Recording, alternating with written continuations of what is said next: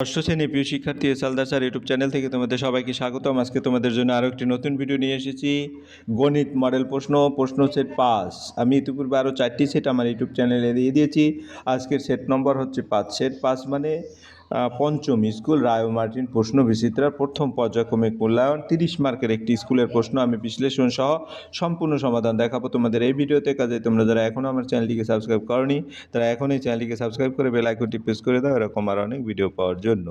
তাহলে আমি যে স্কুলটি আলোচনা করব সেটি হচ্ছে বেলদা প্রভাতী বালিকা বিদ্যালয়। আর এই একই প্রশ্ন আসছে Hooghly branch government high school, অর্থাৎ এই দুটি স্কুলে কিন্তু একই প্রশ্ন এসেছে।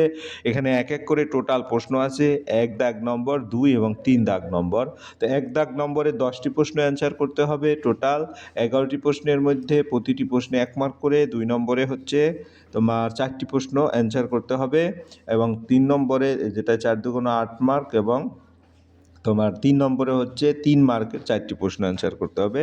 টোটাল প্রশ্ন 1 2 3 যদি বলি, হ্যাঁ, তাহলে আমি সরাসরি 1 নম্বরের প্রশ্ন আলোচনা করব। যে কোনো 10টি প্রশ্নের উত্তর দাও। 38652905 সংখ্যাটির দুইয়ের স্থানীয় মানের পার্থক্য কত? তাহলে এখানে আমরা দুটি 2 দেখতে পাচ্ছি। কোথায়? এই একটা 2 আছে আর এই একটা 2 আছে, ঠিক আছে? এই দুটোর 2-এর স্থানীয় মান। তা আমরা প্রথম যে 2টা আছে সেটা যদি দেখি, এই 2, তাহলে কী হবে? একক, দশক, শতক, সহস্র, অযুত। হ্যাঁ, সংখ্যাটি 2-এর স্থানীয় মানের পার্থক্য যদি বলি, এখানে 2 আছে 2 জায়গায়। হ্যাঁ, প্রথম হচ্ছে তোমার লক্ষের ঘরে, একক, দশক, শতক, সহস্র, অযুত। আচ্ছা, অযুতের ঘরে তাহলে কত হবে? 2 গুণ 10,000 অর্থাৎ 20,000। দ্বিতীয় আর দশক আছে দশকের স্থানে। হ্যাঁ, তাহলে কি হবে? তোমার 2 10 20। তাহলে এখন 20,000 থেকে 20 বাদ দিলে যেটা থাকবে সেটাই হবে, অর্থাৎ 19,000, হ্যাঁ, 980। এরপরে আমরা চলে যাব পরের প্রশ্ন 2 নম্বর। 1872 মানে 1872 এর কাছাকাছি 100-এর গুণিতক পূর্ণ সংখ্যা লেখো। তাহলে এটার 100-এর গুণিতক যদি বলি, তাহলে 1800 থেকে দূরত্ব 72, নিকটতম শতক যদি বের করি। আবার 1900 থেকে দূরত্ব আমি যদি বলি 1900 বিয়োগ 1872 28, তাহলে দেখা যেটা কম সেটা নিকটতম, অর্থাৎ 1900। তাইলে উত্তর হবে 1900। এরপরের প্রশ্ন হচ্ছে একটি প্রকৃত ভগ্নাংশের লব ও হরের সমষ্টি 3 হলে ভগ্নাংশটি কত? আমাদের কিন্তু প্রকৃত ভগ্নাংশ বলছে। তাহলে প্রকৃত ভগ্নাংশ লব থেকে হর বড়। তো লব যোগ হর হচ্ছে 3 সম্ভাব্য জোড়া। যদি বলি 1 যোগ 2 সমান 3, ভগ্নাংশ হবে 1/2। আবার 2 যোগ 1, এটাও কিন্তু হয়, কিন্তু 2/1 এটা হচ্ছে প্রকৃত নয় অপ্রকৃত, আর 1/2 হচ্ছে প্রকৃত ভগ্নাংশ। তাহলে উত্তর হবে 1/2। এরপরে 4 নম্বরের প্রশ্ন, এমন দুটি মৌলিক সংখ্যা লেখো যাদের যোগফল একটি মৌলিক সংখ্যা। আমরা যদি দেখি, মৌলিক সংখ্যা হচ্ছে 1 ও নিজে ছাড়া আর কোনো গুণনীয়ক নেই। তাহলে এরকম ধরি 2 এবং 3 মৌলিক সংখ্যা, দুটোই মৌলিক। তো যোগ যদি করি 5 হয়, এটা কিন্তু মৌলিক এবং এটা হয়ে গেল প্রশ্নের উত্তর, অর্থাৎ 2 ও 3 হবে উত্তর। এরপরের প্রশ্ন হচ্ছে 4 9 1 0 2 7 3, এই অঙ্কগুলো দিয়ে 7 অঙ্কের বৃহত্তম সংখ্যা লিখো। তাহলে এটা দিয়ে যদি 7 অঙ্কের বৃহত্তম সংখ্যা লিখি, তাহলে বড় সংখ্যা পেতে অঙ্কগুলো বড় থেকে ছোট সাজাইতে হবে। তাহলে 9 7 4 3 2 1 0, এটাই হবে তার সংখ্যা। এরপরের প্রশ্ন 6 নম্বরের প্রশ্ন, রোমান সংখ্যা লিখো 89। তো রোমান সংখ্যায় যদি 89 লিখতে আমরা ভাঙি, 89কে 50 যোগ 30 যোগ 9 এভাবে লিখতে হবে। হ্যাঁ, তো 50 হচ্ছে এল, আর 30 হচ্ছে 3টা এক্স এবং 9 হচ্ছে IX, অর্থাৎ বাকি একসাথে লিখে দেব, সেটাই হবে 89। এরপরে 7 নম্বরের প্রশ্ন 6 নম্বর, 2x প্লাস ওয়াই বীজগণিতিক সংখ্যামালা কথায় লেখো। তাহলে 2x প্লাস ওয়াই যদি কথায় লিখি, 2x হচ্ছে এক্সের দ্বিগুণ আর ওয়াই হচ্ছে তার সাথে ওয়াই যোগ, একসাথে যদি বলি এক্সের দ্বিগুণ ও ওয়াইয়ের যোগফল। এরপরে আমরা চলে যাব 7 নম্বরের প্রশ্ন, 4n সংখ্যক ত্রিভুজের বাহু সংখ্যা কত? একটি ত্রিভুজের বাহু 3, তাই 4n ত্রিভুজে 4n × 3, অর্থাৎ 3 4 12, 12n। এরপরের প্রশ্ন, প্রদত্ত সংখ্যামালাটি কথায় লেখো। p/3 - 4, তাহলে এটাকে বলবো p এর 1/3 বিয়োগ 4। তাহলে অর্থাৎ p এর 1/3 থেকে তোমার এই 4 বিয়োগ, এটা কিন্তু 4, ঠিক আছে? 4 বিয়োগ, এরপরে আমরা চলে যাব পরের প্রশ্ন। পরের হচ্ছে কি 4 সেন্টিমিটার 3 সেন্টিমিটার এবং 8 সেন্টিমিটার রেখাংশ নিয়ে ত্রিভুজ আঁকা সম্ভব কিনা কারণ সহ লেখো। তাহলে ত্রিভুজের নিয়ম যে কোনো দুই বাহুর যোগফল যদি তৃতীয় বাহু অপেক্ষা বড় হয় তাহলে সেক্ষেত্রে ত্রিভুজ হবে। যেমন 4 যোগ 3 যোগ করলে 7 হয়, কিন্তু সেটা তৃতীয় বাহু থেকে ছোট হয়ে গেল। এক্ষেত্রে শর্ত মানবে না, না মানলে সেটা ত্রিভুজ সম্ভব নয়। এরপর আমরা 11 নম্বরের প্রশ্ন যাব। 8 সেন্টিমিটার বাহু বিশিষ্ট বৃত্তের ব্যাসার্ধ কত? 8 সেন্টিমিটার, এর ব্যাসার্ধ হবে 8/2। আমরা জানি সূত্র ব্যাসার্ধ সমান ব্যাস বাই 2। হ্যাঁ, তাহলে 8/2 করলে কত হয়? 4 সেন্টিমিটার। উত্তর 4 সেন্টিমিটার হবে। আর 1 নম্বরের প্রশ্ন হয়ে গেল। এবার 2 নম্বরের প্রশ্ন। নিচের প্রশ্নগুলি উত্তর দাও। প্রতিটি প্রশ্ন কিন্তু 2 মার্কের। দুটি সংখ্যার যোগফল XCV, তারপরে 3টা I, তাই তো? একটি সংখ্যা XLV হলে অপর সংখ্যা হিন্দু আরবিক সংখ্যায় মান কত? দুটি সংখ্যার যোগফল যদি বলি রোমান সংখ্যা, সাধারণ সংখ্যা বের করে XCV ট্রিপল I, XC হচ্ছে 90 আর তোমার V88 হচ্ছে 8, অর্থাৎ 98। XLV হচ্ছে XL 40 যোগ 5 45, তাহলে অপর সংখ্যা হবে কত? অপর সংখ্যা হচ্ছে মোট যোগফল বিয়োগ একটি সংখ্যা, অর্থাৎ 53। তাহলে উত্তর হবে 53। তাই 53 যদি তুমি নর্মালি এভাবে লেখো, L হচ্ছে 50, এভাবে 3টে দিয়ে দেবে, যেভাবে চাইবে সেভাবে উত্তর দেবে। যাই হোক, এরপর পরের প্রশ্ন। 100 গুণিতকে পূর্ণসংখ্যা নিয়ে যোগ করো। আর এটা 2 নম্বরের প্রশ্ন। 100, এটা হচ্ছে 5612, একটা 2095। আমরা যদি বলি এখানে বলা হচ্ছে নিকটতম শতকে নিয়ে যোগ করো, তাহলে 5612 এর নিকটতম শতক হচ্ছে 5600, কারণ 50 থেকে 12 ছোট, অর্থাৎ কাছাকাছি। আর 2095 এর নিকটতম 2100, কারণ 95 থেকে 50 যদি আলাদা করি, অথবা 100-র কাছাকাছি 2100 হয়, তাহলে এই দুটো যোগ করলে 7700 উত্তর হয়ে গেল। এরপর 3 নম্বরের প্রশ্ন। বর্তমানে রাম ও রহিমের বয়সের সমষ্টি 2x + 2y বছর। 10 বছর আগে তাদের বয়সের সমষ্টি কত ছিল? 10 বছর পর তাদের বয়সের সমষ্টি কত হবে? তো 10 বছর আগে বয়সের সমষ্টি, 10 বছর আগে প্রত্যেকের বয়স 10 বছর করে কমবে, তাহলে মোট কম হচ্ছে 10 যোগ 10 20, তাই সমষ্টি হবে 2x + y - 20। তাহলে 2x + y - 20 হচ্ছে 10 বছর আগে।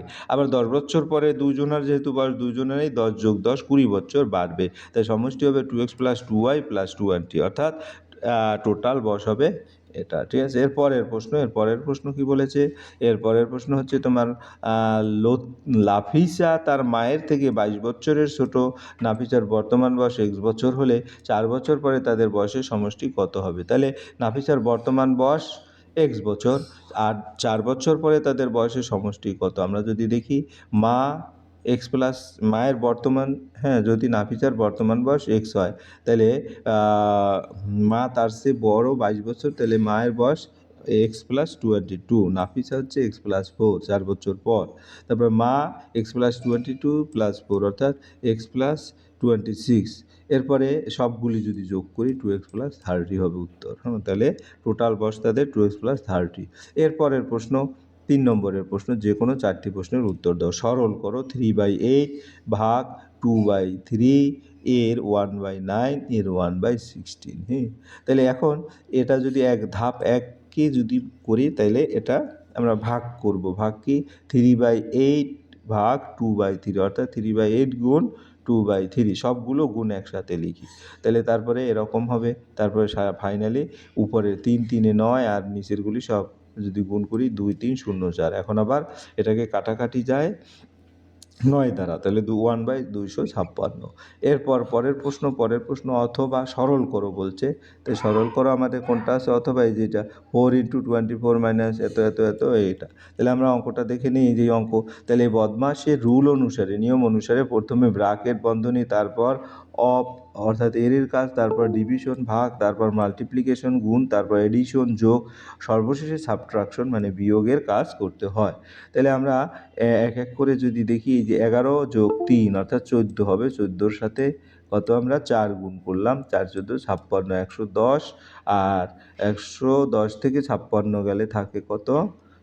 থাকে হলো গিয়ে 54, 54 ভাগ 9। তাহলে এখানে কত থাকে? তোমার কি হলো 54 ভাগ 6 নং 54, 24 থেকে 6 গেলে থাকে কত? 24 থেকে 6 গেলে থাকবে হলো 18, তাই 4 × 18 ভাগ 2 এর 9। তাহলে এখন যদি আমরা করি এর কাজ 9 দুগুণে 18, তাহলে 4 × 18 ভাগ 18, অর্থাৎ 4 × 1, উত্তর হবে 4। এরপরে আমরা চলে যাবো পর দুটি সংখ্যার গসাগু লসাগু যথাক্রমে 8 ও 28। একটি সংখ্যা 56 হলে অপর সংখ্যা কত? তাহলে আমরা যদি দেখি দুটি সংখ্যা সূত্র যদি বলি, সূত্রটা হচ্ছে সংখ্যা 1 গুণ সংখ্যা 2 সমান গসাগু গুণ লসাগু। তাহলে 56 × অপর সংখ্যা সমান 8 × 28, অর্থাৎ গুণফলটা হয় কত? 2240। তাহলে এরপরে আমরা যদি দেখি, তাহলে 56 যদি এপাশে নিয়ে ভাগ করতে হবে, অর্থাৎ 40 হবে উত্তর। এরপর পরের প্রশ্ন হচ্ছে রিমি তার টাকার 2/5 নবনীতাকে এবং 1/5 আরশিকে দেওয়ার পর তার 180 টাকা রইল। প্রথমে রিমির কাছে কত টাকা ছিল? তাহলে এখানে প্রথমে কত টাকা ছিল যদি সেটা বলা হয়, মোট দেওয়া অংশ 2/5, 1/5, অর্থাৎ 3/5। বাকি থাকে 1 থেকে বাদ দেব, 3/5, অর্থাৎ 2/5 হবে। 2/5 হচ্ছে 180 টাকা। তাহলে 1 কত? সুতরাং 1 মানে সম্পূর্ণ অংশ, অর্থাৎ 5/2। তাহলে 450 টাকা। হ্যাঁ, অর্থাৎ উত্তর 450 টাকা। পরের প্রশ্ন অথবা এক ব্যক্তি বাড়ি থেকে শ্রীরামপুর পর্যন্ত মোট দূরত্বের 1/4 অটোতে, 3/5 ট্রেনে এবং বাকি 6 কিলোমিটার বাসে যান। তাহলে বাড়ি থেকে শ্রীরামপুর দূরত্ব কত? আমরা যদি দেখি এখানে টোটাল ব্যবহৃত অংশ হচ্ছে 1/4, কারণ 1/4 অটোতে, 3/5 ট্রেনে। তাই অটো এবং ট্রেনে গেল দেখা গেছে 17/20। বাকি থাকে 1 থেকে 17/20 বাদ দিলে 3/20। 3/20 অংশ হচ্ছে 6 কিলোমিটার। তাহলে সম্পূর্ণ অংশ উপরে 20, নিচে 3 × 6, অর্থাৎ 3 × 6 = 40 কিলোমিটার। 40 কিলোমিটার, তাহলে উত্তর হবে 40 কিলোমিটার। এরপরে 4 নম্বরের প্রশ্ন হচ্ছে একটি ছাত্রাবাসে 20 জন ছাত্রের 30 দিনের জন্য 120 কিলোগ্রাম খাবার মজুত আছে, কিন্তু 30 কিলোগ্রাম খাবার নষ্ট হয়ে যায় এবং 5 জন ছাত্র বাড়ি চলে যায়। বাকি খাবারে বাকি ছাত্রদের কতদিন চলবে? তাহলে এখানে আমরা যদি দেখি, তাহলে কি হবে, তোমার মোট খাদ্য 150 কেজি, নষ্ট হলো 30 কেজি, বাকি থাকলো 120 কেজি। মোট জন হচ্ছে 20 × 30, অর্থাৎ 600 জন খাদ্য। তারপর জন প্রতি খাদ্য 150 জন কেজিতে হচ্ছে 600 জন দিন, 1 কেজিতে হচ্ছে 600 ভাগ 150, 4 জন দিন। এখন 120 কেজিতে 120 × 4, অর্থাৎ 480 জন দিন।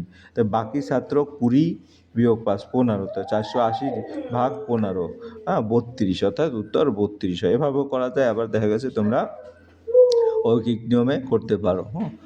যাই হোক, এই ছিল তোমাদের সামগ্রিক প্রশ্ন এবং তার উত্তর। পরিশেষে বলবো, ভিডিওটি দেখার জন্য অসংখ্য ধন্যবাদ। ভিডিওটি ভালো লাগলে লাইক, কমেন্ট, শেয়ার করতে ভুলবে না। আজ এ পর্যন্তই। ধন্যবাদ সবাইকে।